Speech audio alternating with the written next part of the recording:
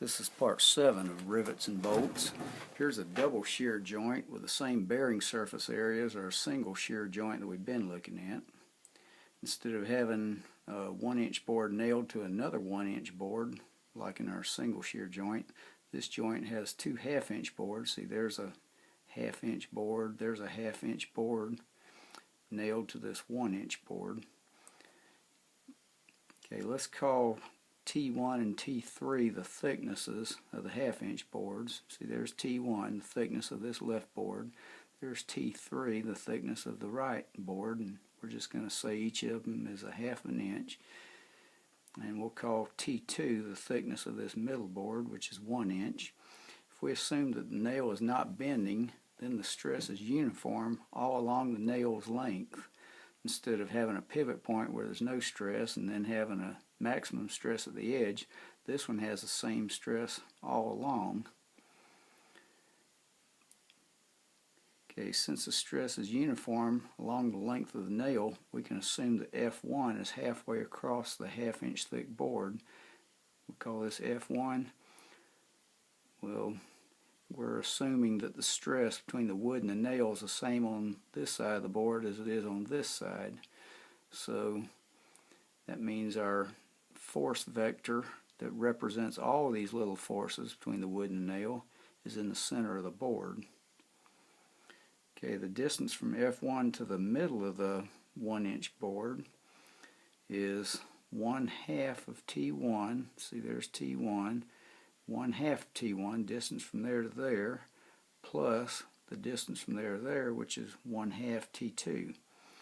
The moment at the middle of this 1-inch board due to F1 is, well, it's the force times this distance.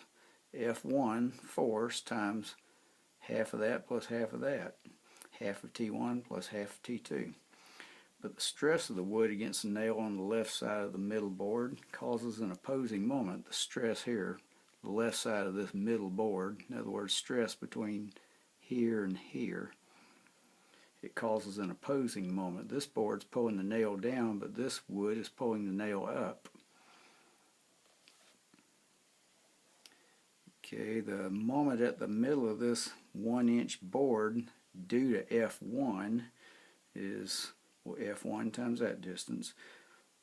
The stress of the wood against the nail here is opposing that, and it's equal to, we'll call it M sub M, the moment that results from this middle board. Well, we're talking about the force between there and there. Well, F2 is the entire force of this middle board. So that force would be 1/2 of F2, and it would be centered about this point, which is halfway between the edge and the halfway point of the board. In other words, 1/4 of the way across. So M sub M will equal 0.5 F2 times 0.25 T2. In other words, distance between here and here. The force, 1/2 of that force times the distance between it and there. Even though this opposing moment exists, the sum of these moments becomes greater as our reference point moves from the left edge of the middle board to the middle of the middle board. In other words, if we look at all these points between here and there, the bending moment here is going to equal F1 times that distance. But the bending moment here will be F1 times a little bit greater distance minus the force of this times its distance, its average distance from our point of reference. Okay, if we call the moment at the middle of the middle board, which is due to F1, ML, and we call the moment at the middle of the middle board, which is due to the left half of F2, in other words, this spot right here, the moment contribution from that nail to wood surface area. If we call that MM, then let's see, ML minus MM equals F1 times 0.5 T1 plus 0.5 T2, in other words F1 times this distance, minus 1/2 F2, in other words first force between there and there, times that distance, 0.25 T2.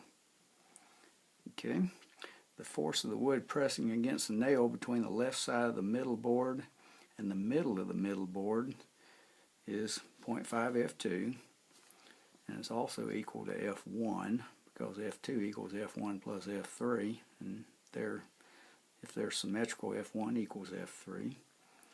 Okay, this is where we get the force vector representing these increments of force is halfway between the left edge and the middle. Okay, all the force between here and here is centered right there, which is halfway between there and the middle. And that's where we get that 0.25 T2 for our moment arm, being right there, 1/4 of the way across. Okay, F2 equals F1 plus F3. Assuming the joint is symmetrical, half of F2 equals F1. So if we substitute half of F2 with F1, okay, with this equation, so we've got half of F2. If we just stick F1 in its place, then we have this equation.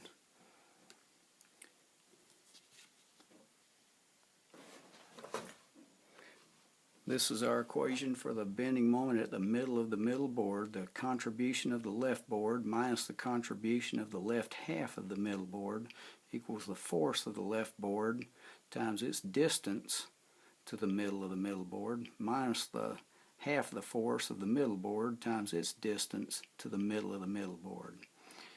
So we know that 0.5 F2 is equal to F1, because F2 is equal to F1 plus F3, and F1 and F3 are equal to each other. So let's just write this equation down here. Our bending moment, our moment at the middle of the middle board, is all that, F1 times 0.5 T1 plus 0.5 T2, minus, instead of saying 0.5 F2, we'll just say F1 times 0.25 T2. So we have F1 times 0.5 T1, we just bring that on down to here. We have F1 times 0.5 T2 minus F1 times 0.25 T2. So 0.5 minus 0.25 is 0.25. So that leaves us with F1 times 0.25 T2. And this is our formula for the bending moment at the middle of our middle board. If this double shear joint is loaded to 75 pounds, as our single shear joint was, the bending moment at its greatest point is, well, F1 would be half of 75 pounds. You know, the left board is F1, so 37.5 pounds times 0.5 times T1, which was our half-inch board, 0.5 inches, plus 0.25 times T2, which was the thickness of our middle board, 0.25 times 1 inch. So a half times a half plus a fourth times 1 is a fourth plus a fourth, which adds up to a half.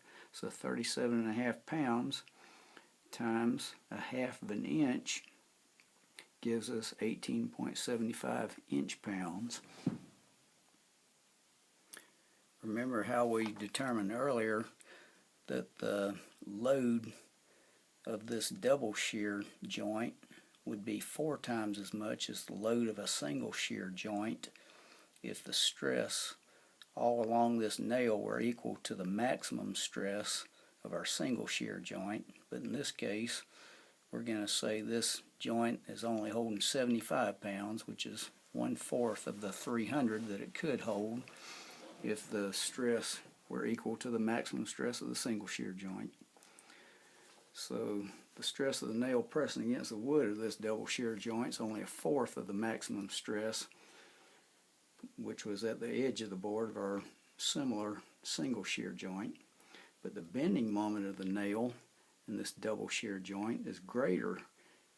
It's 18.75 inch-pounds in the middle, whereas the greatest bending moment in our single shear joint in an earlier lesson was only 11.11 inch-pounds. Okay, as you can see, various aspects must be considered when designing a pin connection.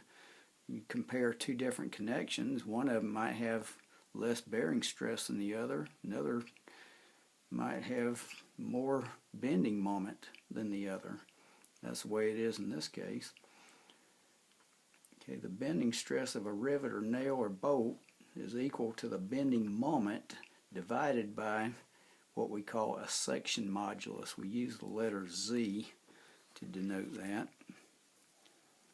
Okay, stress equals moment divided by section modulus. We'll talk more about section modulus in our calculus lesson. We'll just grab the formula for now and let that be it for this lesson. We'll get deeper into this in our calculus. Okay, so the section modulus for a round cross section, which like this pin, if I try to bend that, you got a bending moment right there. Well, the cross section of that is a round cross section. A log, a pencil, a nail, a bolt, they all have a round cross section. And the section modulus for any round cross section is section modulus Z equals pi times diameter cubed over 32. Okay, if it takes 25 inch-pounds of bending moment to bend our nail, which was almost 1/8 of an inch in diameter, our 8-penny nail, then the stress in our nail was 25 pounds times the 1 inch between the nail and the pair of pliers that was holding onto the nail, 25 inch-pounds. That's what our bending moment was. Our section modulus, remember it, pi times d cubed over 32. So stress equals moment over section modulus. So 25 inch-pounds divided by pi times 0.12 inches times 0.12 inches times 0.12 inches again, 3 times d cubed, diameter cubed. Okay, and this number here is divided by 32. Well, if we're going to divide the bottom number in an equation by something, we can just take that same something and throw it on top and multiply the top by it. Gives you the same answer. Okay, so let's punch this out on a calculator. 25 inch-pounds times 32 equals, now divided by pi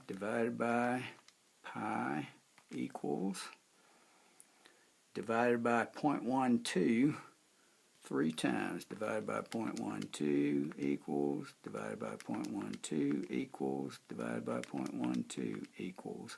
That gives us 147,000 pounds per square inch. That's what our stress is, S. Notice we have inch-pounds divided by inches cubed. So inch divided by inches cubed gives you 1 over inches squared. Hence our inches squared on the bottom. We still have our pounds, and our answer is in pounds per square inch. Okay, as I said, we'll study bending moment, section modulus, moment of inertia, and stress of beams more in our calculus section. So this pretty much wraps up our rivets and bolts.